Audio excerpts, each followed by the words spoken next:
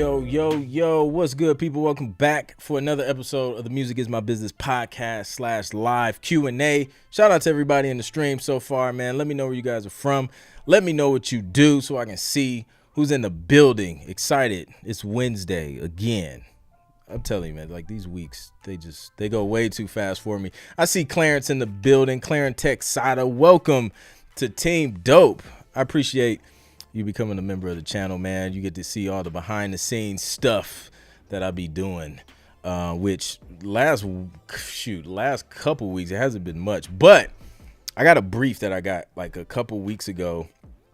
Yo, like it's Nat season, dude. That I'm about to start on. What's today? Today's let me see. I might start on it before the end of this week because I want to get some ideas out. So all of the channel members, you guys I'm going to show you like the whole brief and, you know, everything they give me, and you're going to get to watch me go through all that. So if you're not a channel member, highly recommend. It's like the cost of buying me like 1 cup of coffee a month. So if you want to see some of that behind the scenes stuff, then consider being a channel member on my YouTube channel. We got Isomatic in the building. What's good, Isomatic? Good to see you. Dallas Instrumentals, love it. Producer, Grand Rapids, Michigan. That's what's up. Learn much. I'm glad. Revision, what's good? Jay Nolan's in the building, my guy. What's good? Appreciate you tapping in, man. Shout out to Jay Nolan. Make sure y'all tap in. A dope artist, writer in the sync space. Michael Connor music was good. Shout out to Michael Connor. Michael Connor getting some wins over there, man. He's been sharing some good news. So I'm excited, man. I'm excited. Hopefully everything works out, man. And once everything is finalized, man, and you know, keep us posted. Marlon McNichols was good. Writing a suspense tune right now. That's what's up. I love writing like suspense, tension music stuff. I could do it, man. Like I could do it like relatively quick. Like that stuff to me is just, it's fun to do, man. Like I open up Omnisphere.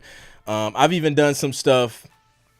I've done some stuff in like with stock Logic, Alchemy for like some minimal tension stuff. Just pulled up Alchemy, 1 track, hit a few chords, send it off, boom. It ends up getting placed on MTV and CBS and all types of crazy stuff, man. So I love creating that stuff.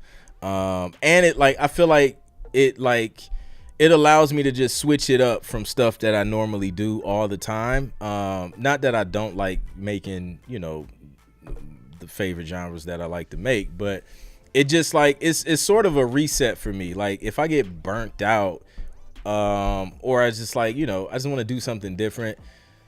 Tension, suspense, ambient music, that's like a dope reset for me. So I love that stuff, man.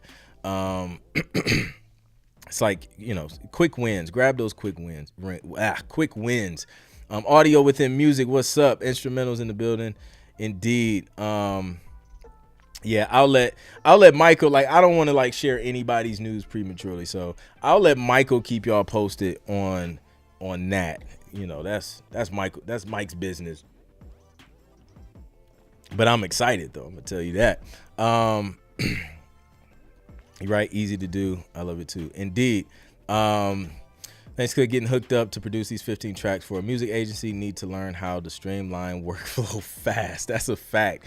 Like, it's crazy, man, because things happen very, very fast. So that's why, like in my TV placement mastery program, I think that's why we deal with the preparation stuff like early on, and then we focus on production, and then we focus on presentation, because like by the time you get to presentation, like sometimes it can seem like it's slow, but then when a couple companies hit back, it's fast. Like the deadlines could be fast.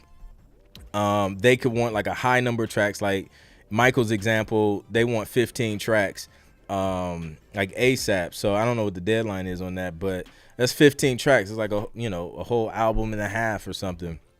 So yeah, like things can just pick up pace really, really quick. So if you're not prepared and you don't have things lined up, you can see how people would miss out on the opportunity. Michael's not gonna miss out on an opportunity because he's a Road to 10 placement student, and he dealt with like all of the stuff, making sure he has his things lined up business wise. So that's why that stuff is important, man. People, they want to skip over like the boring stuff.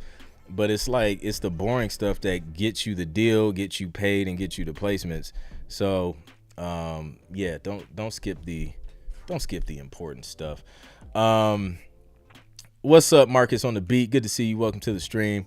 Flares is in the building. What's up, Flares? Yo, Clint, I need advice how to stay in shape during the newborn phase and a 2-year-old.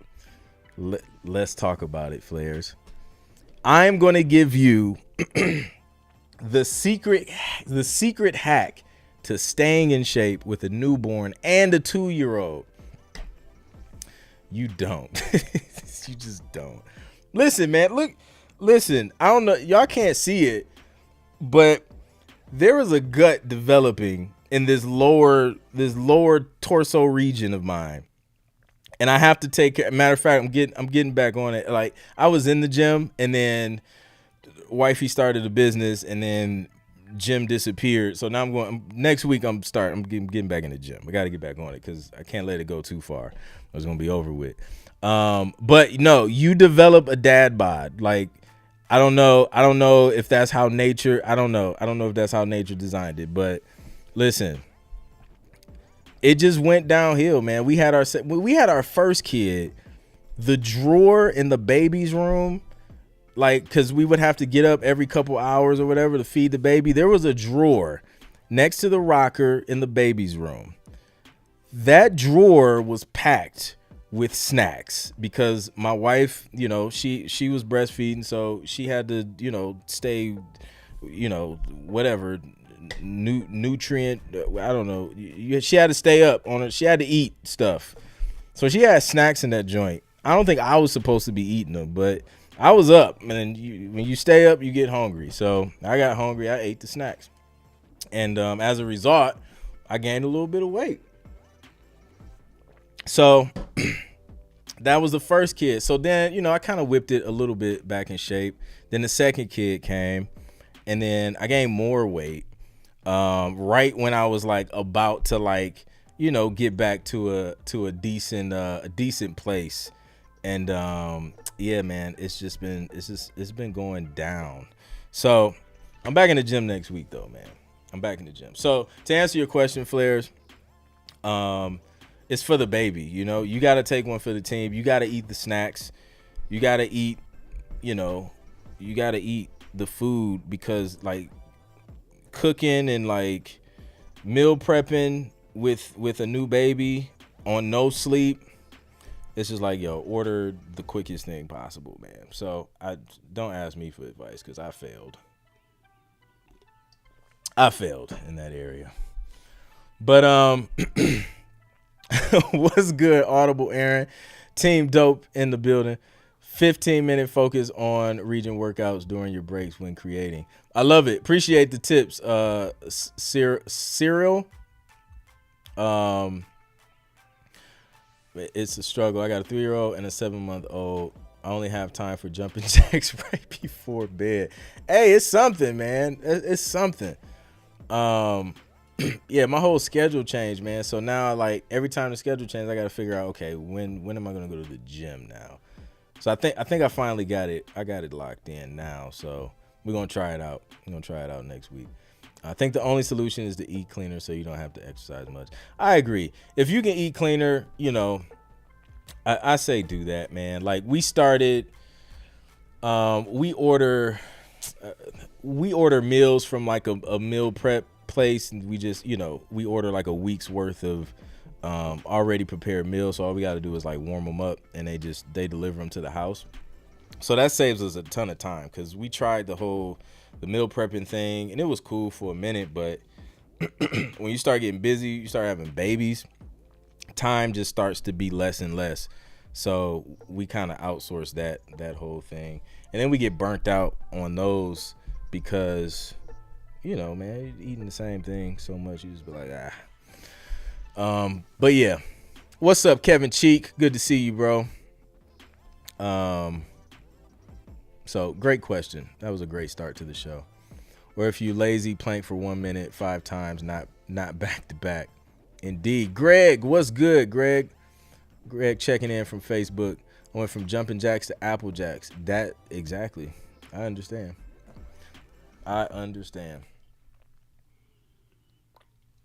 That's hilarious, man.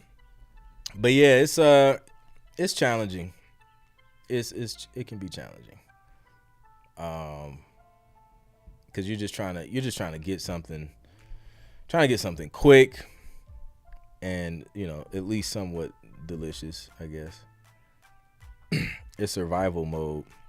So hit me with y'all's questions, man. Shout out to new people in the stream. If you guys have any questions on music licensing, production, music business, any of that stuff, drop them in the chat. I will answer them. This is the 1 hour of the week that I dedicate to just answering questions and trying to help as many people as I can on this stream. Because I get a lot, man. I get emails, I get DMs, and I can't keep up with all that stuff. So this is the best way to get all your questions off.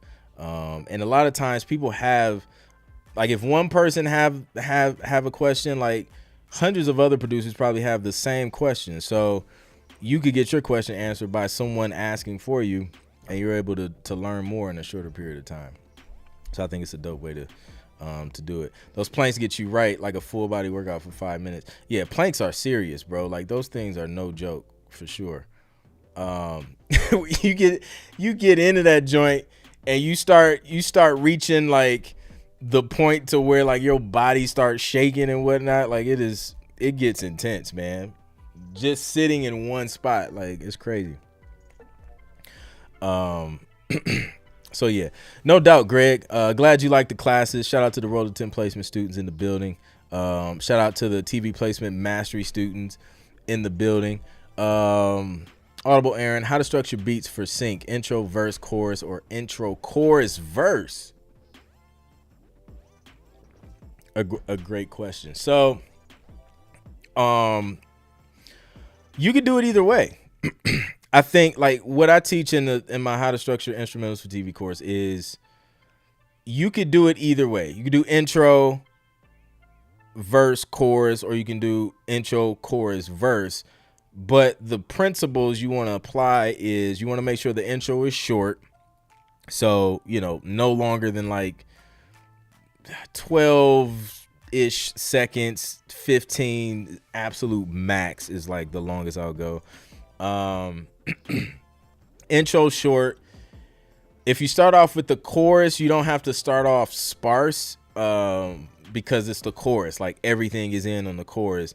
But then when you go into your verse, you want your verses to break down and start off sparse so that you have room to build up and add layers of instrumentation, every 8 bars or so, as you build back up to the chorus, to give your music dynamics, and to give editors different sections of music that they can use. So those are like the hard guidelines that I personally follow and teach other producers. But you can experiment with other structures: intro, chorus, verse, intro, verse, chorus. Honestly, those are the only 2 ways I would do it that makes sense, because I usually don't have bridges in my songs or instrumentals for sync. It's usually 2 choruses or 2 hooks. I call them hooks. Or two hooks and 2 verses, and then the sting ending. Most importantly, everything will have that sting ending. So, yep, great question, because a lot of people ask that. It was like, if I move away from this structure, like, will I fail? It's like, nah, man. Like, they ain't tripping like that. But you definitely cannot start that joint off with like a 30-second intro and drums still ain't dropped yet. Like, that's what you don't want to do. Kevin Cheek, what's up, Kev? When it comes to hip hop tracks, would you prefer using the same drum kit to save time or loading in different sounds for each track? Another great question. So I have some insight on this, and it's interesting.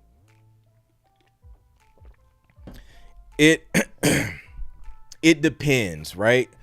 So a lot of briefs that I've worked on, like, you know, say for example, I got a sports brief, CBS Sports, they're looking for a certain style of music.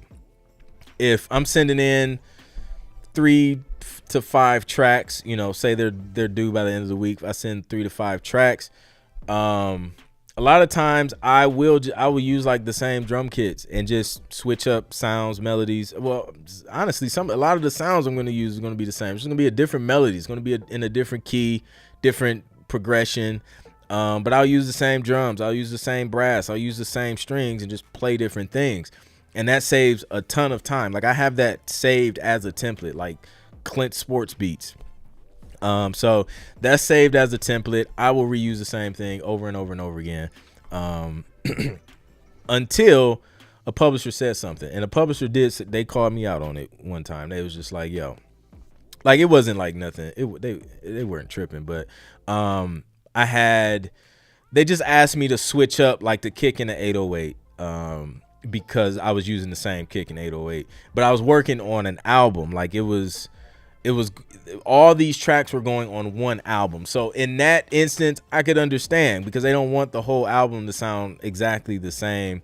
They want to have the same vibe, but you know, it doesn't want to, they didn't want it to sound redundant. So I was like, okay, bet. I'll swap out the kick. I'll swap out the 808 and kind of give it a different feel. So that was the one time where they asked me to like switch up the sounds from the batch of tracks that I sent them, because they were going on one single album versus some tracks where it's like, yo, they're just throwing this joint on a playlist with a bunch of other tracks. And that's that. So yeah, that's what I would say in regards to using the same sounds for TV briefs. What's up, Nathaniel Jacobs? Welcome to the stream. When is your next masterclass? Not sure of the name. Beats for TV Live. I was actually just talking to my guy Billy about that.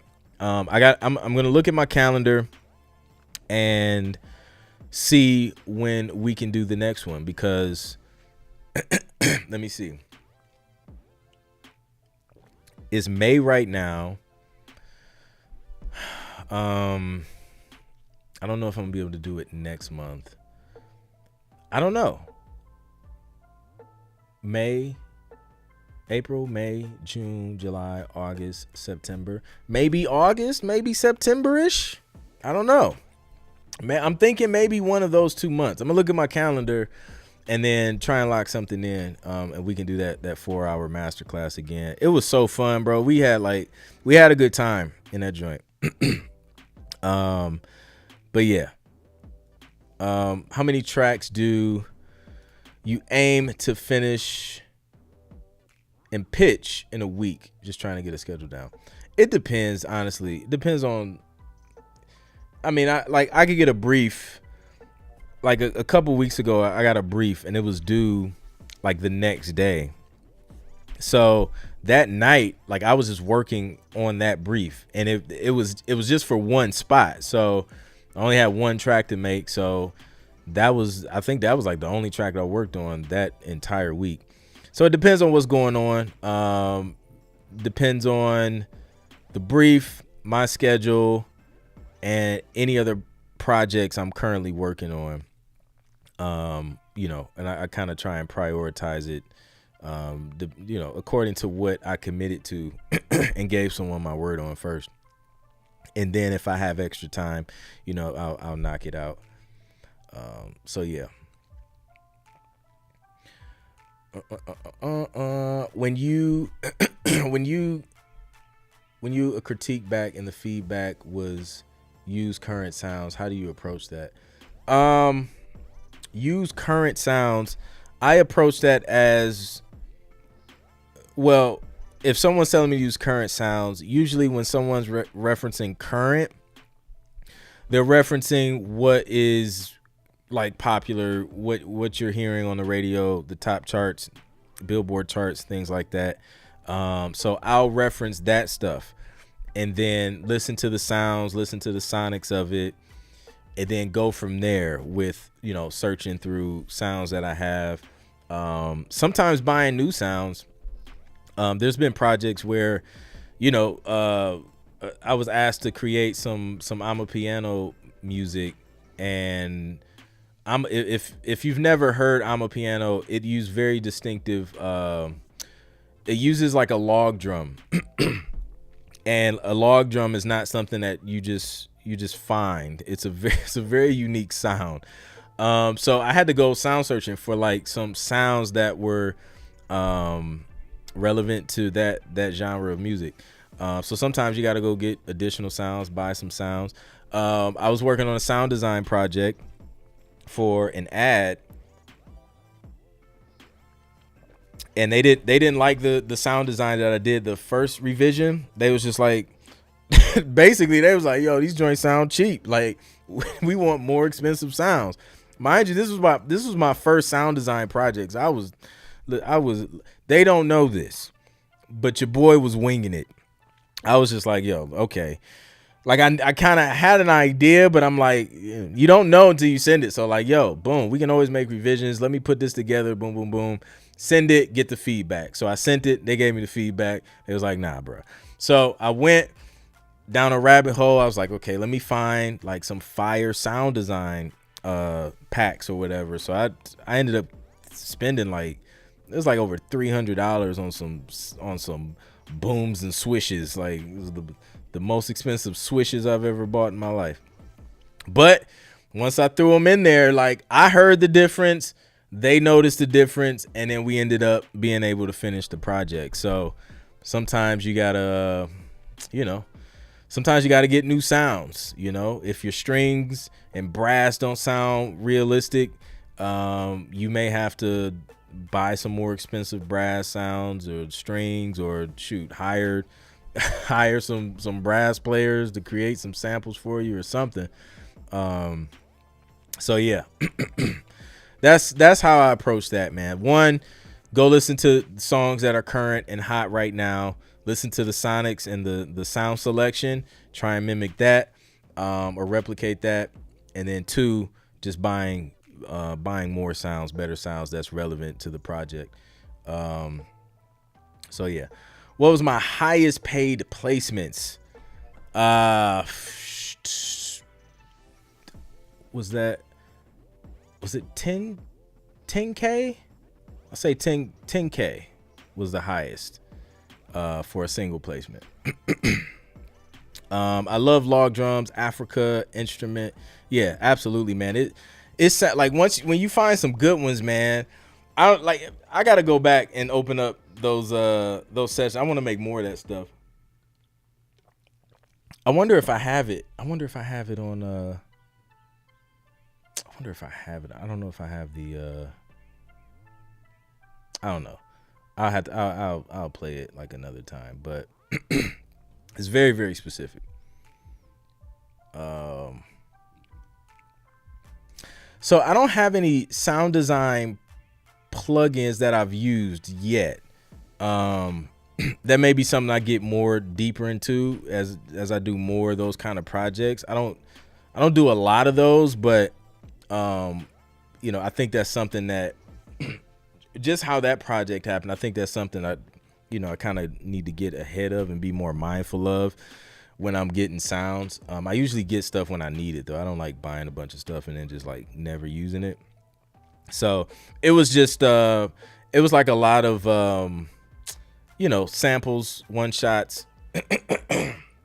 But Boom, the ones I got, they were from Boom Library or something, and I think they do have plugins.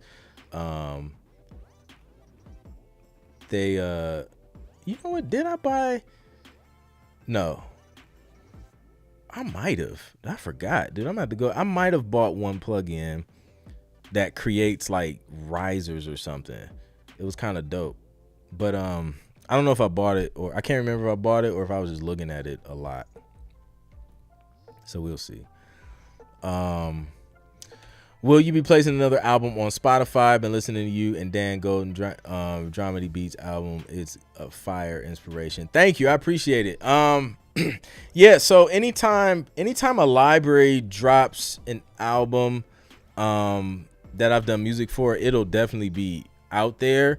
Sometimes I don't like I don't keep up with the albums that they drop or the titles. Sometimes I just stumble across it like randomly or something, just by, you know, I don't know, just random. It's so random how I come across some of these albums. But yeah, if you search Anthony Clint Jr. on Spotify or, you know, Tidal or Apple Music, you know, you'll know a production music album when you see it, because those album covers are funny. It'd be like a shadow of a person dancing in the sunset. It with, like, you know, it's just funny. It's very, very unique.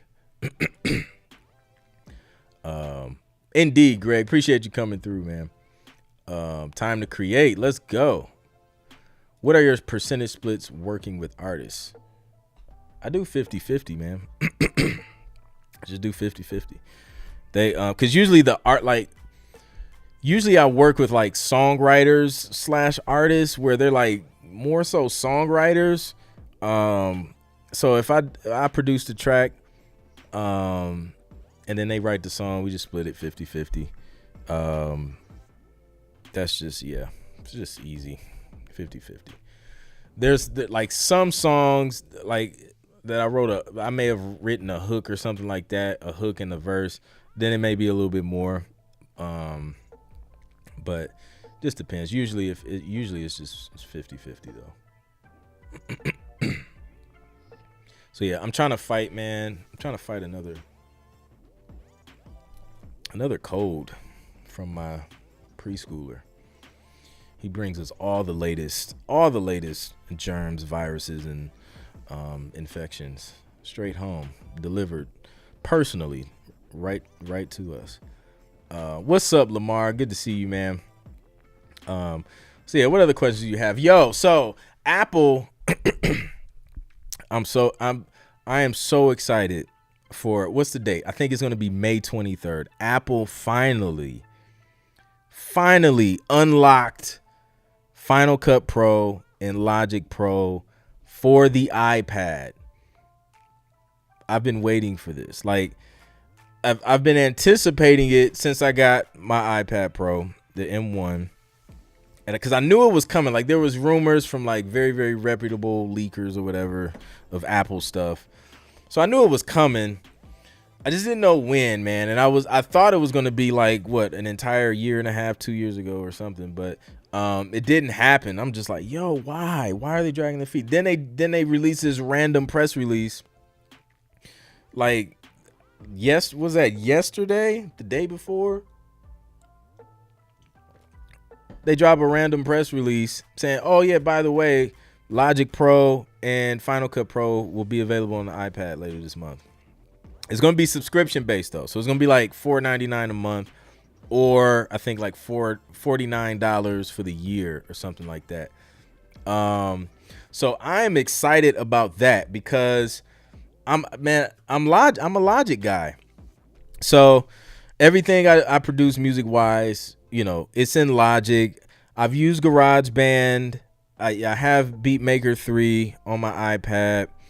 But there's just nothing like Logic. And, you know, GarageBand is close and similar in some ways, but then it's just some things it's just like, yo, this is not pro. This is not pro level. Like, so, excuse me.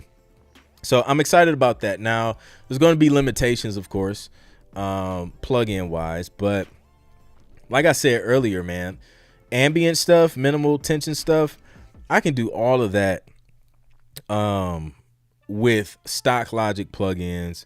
I have some third-party iOS plugins. I will definitely start to invest more in some iOS plugins now that Logic's there. Because I'll use it more. Beatmaker 3 was like my favorite DAW for professional level editing and production, but the workflow was it was slightly different than Logic, and it was just like, it's like just going into a different environment, it just kind of slows me down a little bit, especially when I don't work in it every day. So I'm excited to see what this Logic is gonna do on the iPad. Patty P is in the building. What's up, Patty P? What mic do you recommend for recording vocals on a budget? I would grab it. I don't know what budget's different. It's relative. But if you can, man, you can probably even get a used one. If you got like a few $100, I would start with a Audio Technica AT4040. I still have my Audio Technica.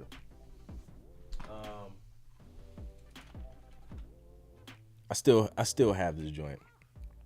This was a gift from my bros when I graduated college. They all chipped in and got this for me. So I'll never get rid of this joint. It's sentimental, and I recorded a lot of music on this joint. But this is a great mic. Like, this joint is it's a workhorse. Like, it's consistent. It just works, and it sounds great. You got some low cut filters on here, a little gain pad or whatever. But it's a great mic, man. So I would definitely recommend this. I don't know if that's considered budget or not, but I like it. Gets the job done. And it won't break the bank, and it's gonna last. It's gonna be well worth it. Like, I graduated college in it was like 2010. It's 13 years later. Messed up on my math. 13 years later, it still works. I can plug it up and get some excellent vocals from it. So yeah. Michael Connor says, I wonder if third parties like Native Instruments, Spitfire would jump on board. This is what I think. I think if we can, like, what other DAWs are on iOS? Like, I know Cubase has what, like Cubases or something. I feel like a Pro Tools doesn't have like they have like the controllers or whatever, but they don't really have anything. But I feel like if like the major DAWs will, you got beatmaker 3 though. beatmaker 3 is, I mean, it's a dope DAW. But if you get like one or two other major DAWs to go iOS or create like some iOS version of their DAW, then I think over the next few years, I think we'll start to see more, third parties like Native Instruments and Spitfire stuff start to develop more on iOS. And honestly, I think it's on us, man. Like, if they see that producers are using iOS to produce at a high level more, then it's going to be it creates a demand for that, and then boom, they're gonna be like, well, let's do more like it. But I would love it, man, to get some Native Instrument stuff. I think that would be fire. But my plan for the Logic Pro on iPad workflow is to I'll probably start a lot, like if I'm on the go or I just want to go somewhere else. Like, sometimes you just need to leave the studio to just be inspired by a new environment. So in that case, that's when I'll use the iPad, start some stuff. Or if you may be on the toilet and you got an idea and the iPad's just right there. So, hey, why not? I mean, be productive, be productive while you're there. So, that may be a great use for it. Start some ideas. And then when you get to the studio, I'll just swap out, if I want to swap out some of the sounds, it'll be in MIDI. And then I'll just open it. I'll just save the session in iCloud Drive or whatever, open it on the Mac Studio, and then just swap out the sounds, and then go from there. Finish up my mastering and stuff, because I'm pretty sure my mastering plugins won't work. IK Multimedia Mix Rack will probably be my mixing plugins of choice. Because they have a mix box for iOS that's really good. It's called Mixbox, but it's really good. They have some nice like saturation, some EQ, some compressors, all of that stuff, man. Anything that you would like need just on some regular production stuff, you'd be dope. Yep. Isomax says he's gonna cop those for iPad. That's a fact. Yeah, it's gonna be dope. And then Final Cut Pro, I mean, I think that's dope. I've been using LumaFusion, which I've grown to like. Like it's just simple, it's easy. But again, I think I don't do a lot of video editing anymore. Like I hired somebody to do that for me. So I don't do, like, I'm not as deep in it as I used to be. But you know, there are some things where it's just like, yo, I need to hurry up and knock something out real quick or whatever. It'll be great to be able to do that on the iPad, and to have like the touch, because some things are just better with a pencil or with a with touching it on the screen. So yeah, we'll see. Lamar says, Clint, I just got the UAD Apollo Twin X interface, waiting for my Thunderbolt 3 cable to come tomorrow so I can set it up. Have you used their Luna software before? No, I've heard of it. I haven't used it though. I have not used it. I just started using Bitwig as a DAW. I like it so far. Yeah, I've heard of Bitwig. Never used it, but I've heard of it. Kid Strange, what's up? Imagine if, say, Spitfire went with subscription-based add-ons to iOS. That would be huge. That would be crazy. But yeah, I think a lot of people are trying to find a way to implement the subscription thing. But that, you know, as a producer, who has a production business, that's a write-off for us, for our business. So, you know, some things I like to have perpetual licenses to. DAWs is one of those things. That's why I get annoyed sometimes with some DAWs where it's like, you know, you got a subscription, because I don't use it all the time. Pro Tools, prime example. I don't use Pro Tools all the time, but when I need it, like I need that joint, so like I gotta go in and I gotta, you know, activate stuff when I do use it. So yeah, Patty, my laptop gave out on me. I'm debating on Mac Studio versus Mac Mini. Decisions. I know, because then they just drop a new, the updated Mac Mini. So another composer friend of mine, he has a Mac Mini, and he said the ventilation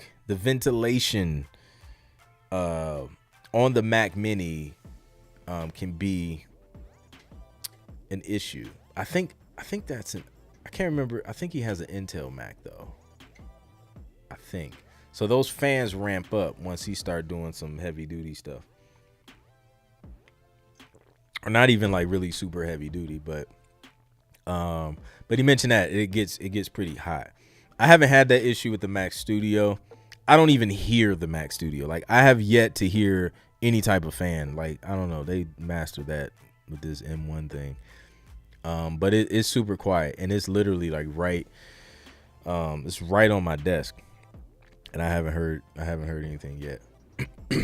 But I love it. It does everything I need to do. Like, I'm streaming live now. I'm streaming to two places. I'm streaming to YouTube. I'm streaming to Facebook. I'm streaming in 4K, and I'm not having any issues. Music production, I mean, you know, I didn't have any issues when I was on my old machine, but as far as that's concerned, but yeah, it handles it well. I use Pro Tools, and I feel it was limited. I use Ableton 11, and it's way better in my opinion. I feel like I would agree, even though I haven't learned how to use Ableton. I just haven't spent enough time in it. But I could see that. I could easily see that, especially from a production standpoint. I could see that. Pro Tools for me, the editing and the editing workflow and recording is I don't know. They have it dialed in. I love it. So those are like that is my strong thing with Pro Tools and why I kind of keep it on standby. But yeah, Mac Studio's dope. I love it. I haven't had any issues with it. Definitely recommend. Let's see. I have a question. I had a guy call me back and said he liked my mixes, but everything was too digital and wanted more live. Oh, more live instruments. How do you deal with not having live instruments at the moment? So if it depending on the type of sounds, there's two ways you can work around this. The best way would be network with some live musicians, whether it's, drummer, somebody who play keys, guitar, whatever. Call them in the studio. You could do a work for hire agreement where you pay them some money, you have them sign an agreement, they get paid, you still own 100% of the master recording and the publishing and all that stuff. So you could do it that way. I've done that with musicians before, live musicians. Or you could also offer them a percentage. Say if you don't have a bunch of upfront money to dish out, you can offer them a percentage, and then do splits on it.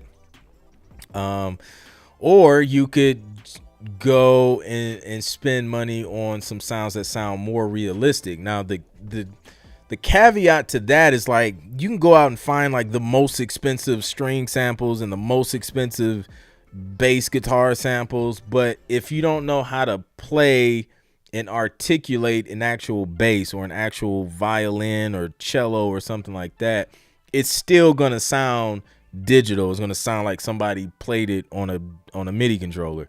So that's the catch to that. Like, yeah, you can get more expensive sounds, but can you get it to actually sound like somebody's actually playing the bass? So that's the tricky part with that. But yeah, those are really like the only couple ways that I can think of to kind of to deal with it, or just be like, I hit you back when I find some musicians. It was a directory from your course. Dope. Yeah. So, or then listen. If a company's asking for live instrumentation, like especially outside of like what you can produce by yourself in your studio, that's a great opportunity to be like, look, I would love to hire some additional live musicians. Do you have is there a budget that you could give me to bring in some musicians and, possibly do like a work for hire situation? And then I would ask them, because sometimes they'll give you, I've had publishers give me extra money to get a top line writer in the studio. So that's an opportunity for you to to see if you can get, if they can add something else to the equation to make it happen for you. And sometimes they will, sometimes they won't, if they don't have it. But if that's what they want, like, listen, man, that takes time, takes work. You got to find the musician, you got to hire the musician, you got to produce, like, tell the musician what you want to be played, and then record them. Then you got to mix that, edit that, all of that stuff, man. It takes time, electricity, stuff. The stuff isn't powered for free. So I would definitely ask. Are Mac Mini still stackable, like pulling resources together? You know what? I don't know. I feel like I should know because I'm Mac hardware certified and OS certified, and I don't remember. Yeah, I don't know. I don't know. I can't answer that confidently, but I feel like no. Because that's kind of different. Because I was like, if they're on the same network, but that doesn't necessarily mean you could. Well, technically, if they're on the same network, you can use the storage on the device, but not necessarily the resources, the RAM, the CPU and all that stuff. But yeah, I'm not sure. No subscription with hardware. Recently switched from an SSL Fusion to a Neve Portico. Loving it. I feel you, bro. Like, hey, listen, man. Like when Waves pulled that little stunt the other month, I seen a lot of people in the comments was just like, bro, I'm going back to hardware. Like, people just jumped ship and just went straight from digital to hardware immediately. And I don't blame them, man, because, you know, hardware is hardware. You pay for it and that's it until you sell it or get rid of it or it breaks and you fix it. You know, that's it. So I definitely understand that. And there's, you know, it's just a certain sound that you're going to get from hardware as well. It's not going to be as convenient to move around, but if you don't move around a lot, all of your work is done, you know, and at your main setup, then boom, there you go. Call our 90s guy, man. He's the man. I'm leaning towards the Mac Studio. May be better for video also. Oh yeah, absolutely. For video, it'll get the job done. What do you think about recording through analog tape? I think it's dope. You're gonna get a different sound doing that. Recording through tape. And then people are just gonna be trying to figure out like what plugin you use, bro. And they go, it's like, it's not a plugin, bro. It's tape. So what you saying that the guys that run TV briefs and everything prefer a certain dot? No. They don't care, man. Like listen, at the end of the day, the only thing they care about is the end product, being the music. They don't care if you made it on an iPad, an iPhone, a computer, like buckets in the middle of the street. Like it doesn't matter, man. If it sounds good and it fits the description of the brief of what they're looking for, and you can give them the stems and, you know, bounces and all that stuff that they need, then you're good to go, man. It doesn't matter which DAW you use. That's really going to come down to you, you know, what you prefer, your workflow, what works for you, you know. So yeah.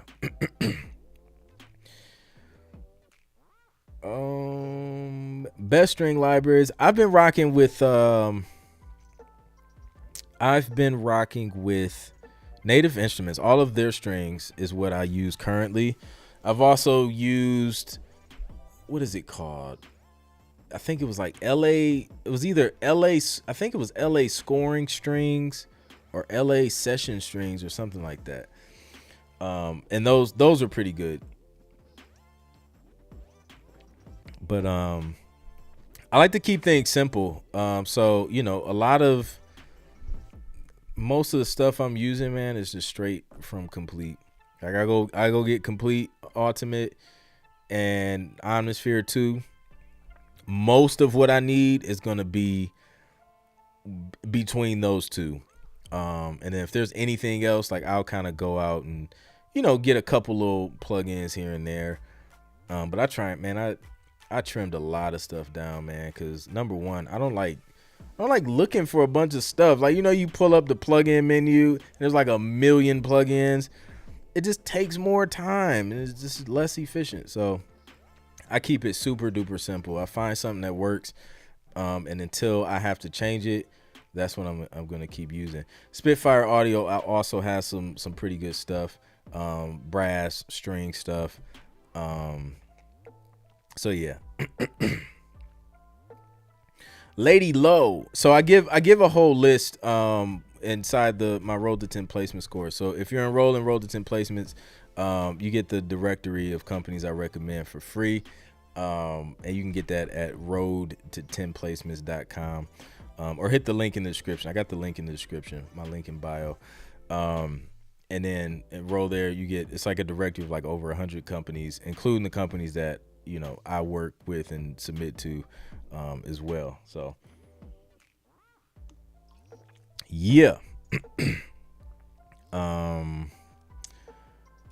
Currently sync my laptop to a 32-inch television. Voila. Is yours a 4K LED? Oh, that's dope. I was just talking about 4K monitors earlier. Um, he did give an invite back. I can play instruments. Just wondering if there was another way. I don't want to blow my chance. Yeah. So yeah, if you can play, I would just get like some. Depending on like if he's talking about like something like strings or something where like I don't know, like I don't know exactly what you use. But if like you're using say stock strings, or like a stock brass, then usually upgrading to something from Spitfire or something from Native Instruments will usually kind of, minimize that comment. I don't get too many complaints. Like the only thing I'll get is like, hey, we want to throw actual live strings on this, and then they were going to do that. A publisher was going to do that for an album I did last year. And I was excited. I was like, I'm curious to see what like this sounds like. That sounds dope. But then they reverted. It was just like, you know what? Like, we're not going to spend a bunch of money doing that. The strings actually, they sound fine as is. So we're just going to use these. I was like, bet. So that can happen too, where they just want to throw some real strings on it. So yeah. I guess pop and hip hop are too saturated, so got to learn different genres and different vibes. Yeah, you can't go wrong, man. Definitely have some other genres in the bag, just in case. Cause yeah, man. I mean, there's a lot of people make pop and hip hop, but there's still needs for it. But I think it's smart to be able to do some different things.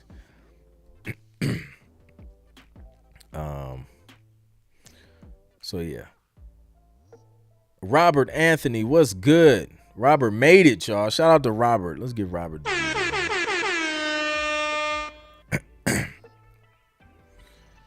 Let's give him the DJ horn. Kevin Cheek, how did the award you received come about?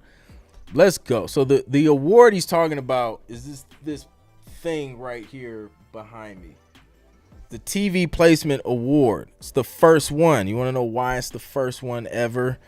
It's because I created it. I created it for students in my TV Placement Mastery Program. That's my high-level coaching program to get producers to their first licensing deal within 90 days. So it's a 12-week group coaching program where we dig deep into the 3 Ps: production, preparation, and presentation.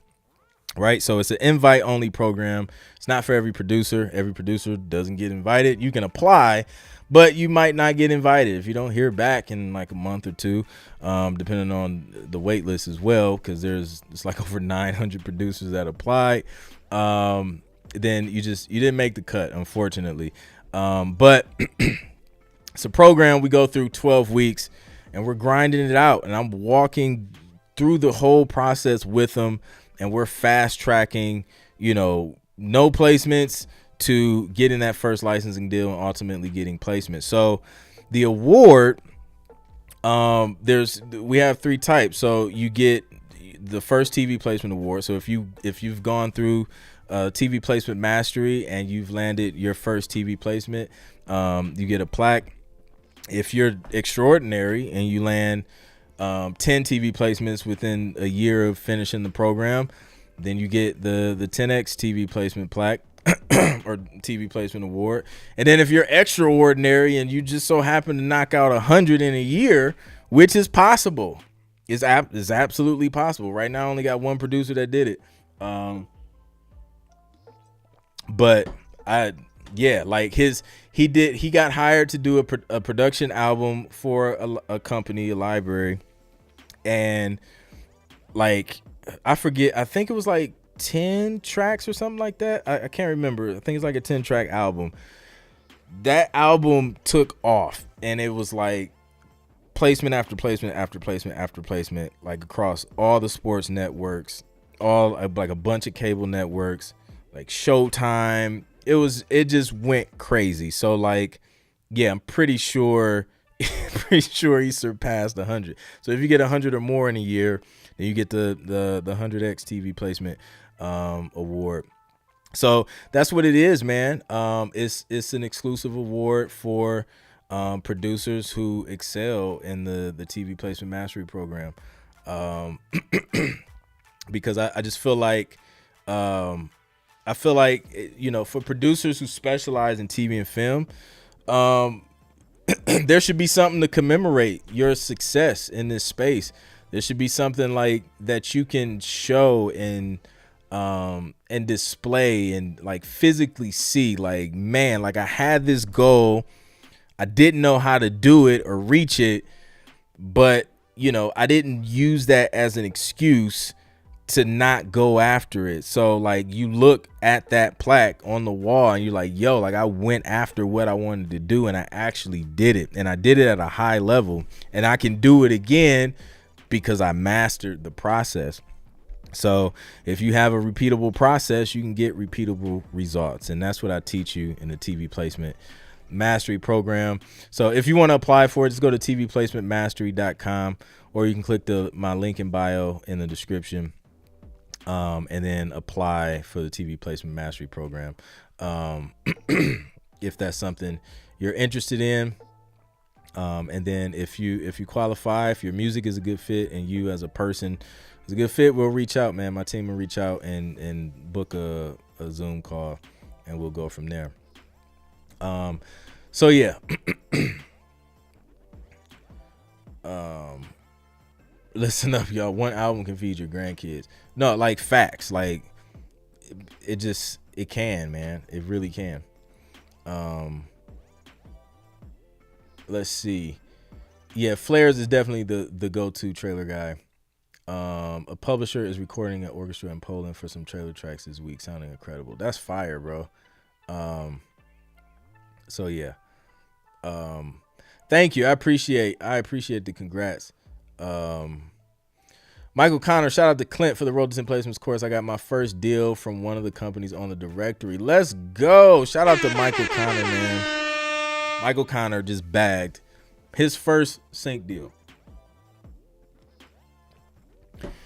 Listen, man, information can change your situation, but not without implementation. That is a bar. Yo, I just rhymed. Listen, I'm excited, man. But look, we've been on here for a minute. We've been on here for an hour. It's time to transition into the live music reviews. It's coming up next. So I'm going to end this stream, and then I'm going to start the next stream so we can start the live music reviews, seeing if your music is ready for TV and film. So stick around on the channel. I'm going to end this joint, and then we're going to come back, and we're going to vibe out. We're going to listen to some of this music, and we're going to see if it's ready.